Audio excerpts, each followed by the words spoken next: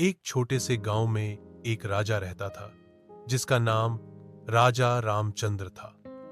वह बहुत ही न्यायप्रिय और दयालु था। राजा रामचंद्र अपने गांव के लोगों की हर संभव मदद करता था और उनकी समस्याओं का समाधान निकालता था। वह अपने गांव को एक आदर्श स्थान बनाने के लिए हमेशा प्रयासरत रहता था। राजा रामचंद्र की लोकप्रियता उसके गांव में बहुत अधिक थी। लोग उसे बहुत प्यार करते थे और उसकी बातों को बहुत महत्व देते थे। वह अपने गांव के लोगों के साथ बहुत ही सरल और मिलनसार व्यवहार करता था। राजा रामचंद्र की सबसे बड़ी विशेषता यह थी कि वह हमेशा अपने लोगों की समस्याओं को सुनने और उनका समाधान निकालने के लिए तैयार रहता था। एक दिन गांव में एक बड़ा संकट आया। एक शक्तिशाली नदी जो गांव के पास से बहती थी, वह अचानक से उफान पर आ गई और गांव को डुबोने लगी।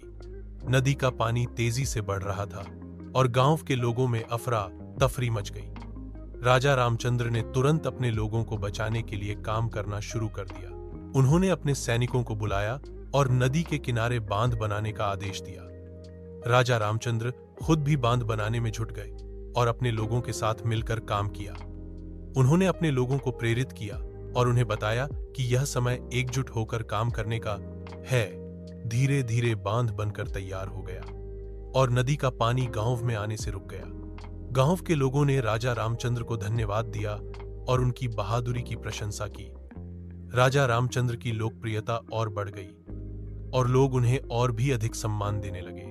राजा रामचंद्र ने अपने गांव को सुरक्षित और समृद्ध बनाने के लिए हमेशा काम किया। उसने गांव में शिक्षा और स्वास्थ्य सेवाओं को बढ़ावा दिया। उसने गांव के लोगों को खेती और पशुपालन के नए तरीके सिखाए और उन्हें आत्मनिर्भर बनाने के लिए प्रयास किया। राजा रामचंद्र की कहानी हमें यह सिखाती है कि एक सच्चा नेता अपने लोगों के लिए हमेशा तैयार रहता है और उनकी समस्याओं का समाधान निकालने के लिए कड़ी मेहनत करता है। वह अपने लोगों के साथ मिलकर काम करता है और उन्हें आत्मनिर्भर बनाने के लिए प्रयास करता है।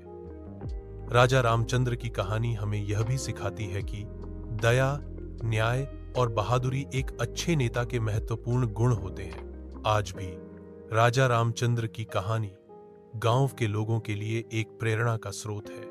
लोग उसे एक आदर्श नेता के रूप में याद करते हैं और उसकी बातों को अपने जीवन में उतारने का प्रयास करते हैं।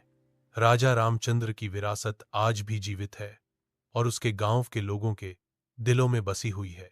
इस प्रकार राजा रामचंद्र की कहानी हमें एक सच्चे नेता के गुणों के बारे में सिखाती है और हमें अपने जीवन में उत्कृष्टता प्राप्त करने के लिए प्रेरित करती है।